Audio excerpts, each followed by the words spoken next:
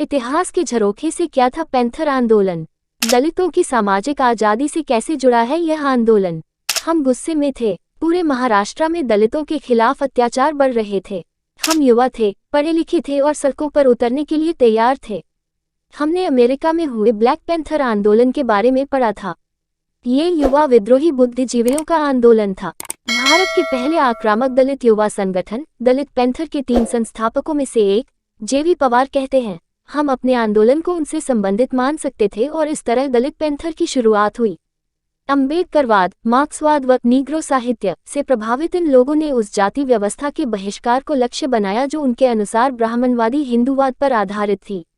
सार्वजनिक स्थल यानी कार्यालय, घरों, चाय की दुकानों, सार्वजनिक पुस्तकालयों में चर्चाओं व वाद विवादों के मार्फत जनसंपर्क व संचार नेटवर्क के माध्यम से दलित लेखकों व कवियों ने हिंदू जाति व्यवस्था व शोषक आर्थिक व्यवस्था की समालोचना प्रस्तुत की। आजादी का क्या मतलब है? राजा ढाले हजारों लोगों द्वारा याद किए जाने के लिए सभी वर्षों को सौभाग्य हासिल नहीं होता है, लेकिन 1972 एक अलग साल था। भारत को स्वतंत्रता मिले 25 वर्ष हो चुके थे और युवा और छात्र आंदोलन दुनिया भर में सड़कों पर उतर रहा था। मुंबई के युवा भी, खासकर दलित समुदाय के युवा, दुनिया भर में हो रहे संघर्षों और आंदोलनों के बारे में पढ़ रहे थे। भारत में हो रहे संघर्ष बहुत अलग नहीं थे। भारत अंग्रेजों की गुलामी से तो मुक्त हो गया था, लेकिन अत्याचारों से मुक्त नहीं हुआ था और अपनी आबादी के एक बड़े हिस्से के साथ दुर्व्यवहार जारी था। दलितों और आदिवासियों को सवर्ण जातियों के सबसे बुरे हमलों का सामना करना पड़ रहा था। राजा ढाले भी संस्थापक तिकड़ी का हिस्सा थे। वे एक युवा लेखक, बुद्धिजीवी और मुखर होने के लिए जाने जाते थे। मराठी साप्ताहिक साधना में प्रकाशित भारतीय स्वतंत्रता की 25वीं वर्षगांठ की पूर्व संध्या पर उनके लेख ने राज्य में कई लोगों की अंतरात्मा को झकझोर दिया था। उन्होंने सवाल उठाया कि उनके लिए या उनके जैसे लाखों लोगों के लिए इस आज़ादी का क्या मतलब है, इस तिरंगे के साथ क्या करना है। उन्होंने अपने लेख में आज़ादी के 25 साल बाद भी दलितों के जीवन में सुधार की कमी की ओर इशारा करते हुए सवाल उठाए। इस लेख ने काफी हंगामा किया और महाराष्ट्र में पूरी तरह से एक नई बहस शुरू हो गई थी। अम्बेडकरवादी विचारधारा पर आधारित पैंथर आंदोलन 1956 में डॉक्टर अम्बेडकर द्वारा अपना धर्म बदलने और बौद्ध धर्म अपनाने के बाद आने वाली पीढ़ी दलितों के बीच पहली साक्षर पीढ़ियों में से एक थी। नामदेव, राजा और पवार ने इस पीढ़ी का प्रतिनिधित्व किया था। सरकारी नौकरियों में दलित और आदिवासी सीटों की कमी और विभिन्न पदों पर पढ़े लिखे दलित युवाओं की अस्वीकृति स्पष्ट रूप से दिखाई दे रही थी। जेवी पवार अपनी एक किताब में कहते हैं कि दलित पैंथर का गठन शक्तिशाली व्यवस्था से टक्कर लेने का उनका तरीका था। ब्राह्मण क्षेत्र नहीं, पूरे देश में चाहिए शक्ति। दलित पैंथर की स्थापना के बाद एक घोषणापत्र जारी किया गया था। घोषणापत्र में कहा गया कि हमें ब्राह्मण क्षेत्र में जगह की जरूरत नहीं है, हम पूरे भारत में शक्ति चाहते हैं।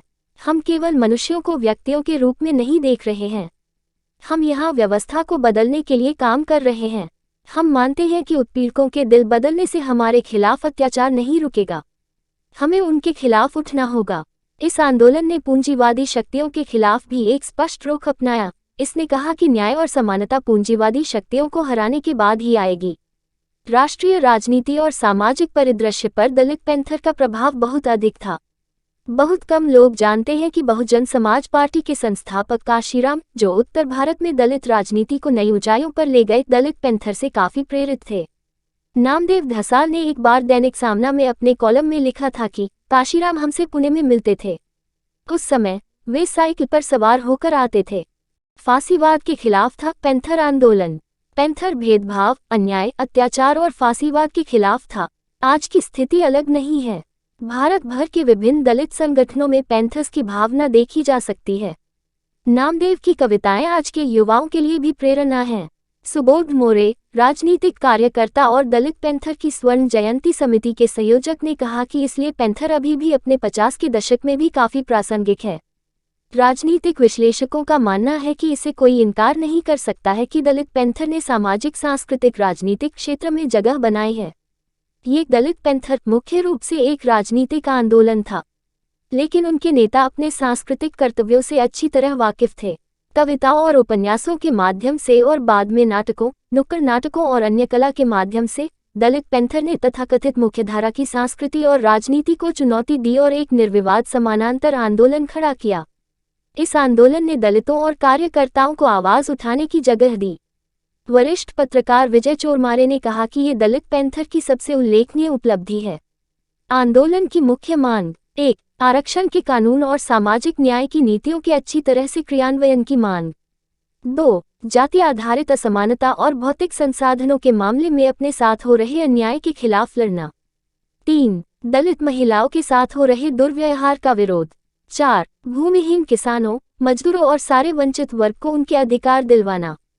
5. दलितों में शिक्षा का प्रसार करना। 6. दलितों के साथ हो रहे सामाजिक और आर्थिक उत्पीड़न को रोकना।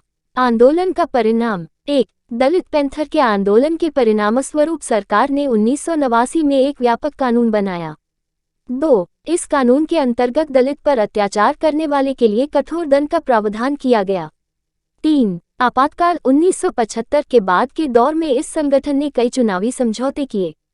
4. इस संगठन में कई विभाजन भी हुए और यह राजनीतिक पतन का शिकार हुआ। 5. संगठन के पतन के बाद इसकी जगह BAMCEF backward and minority classes employees federation BAMCEF का निर्माण हुआ।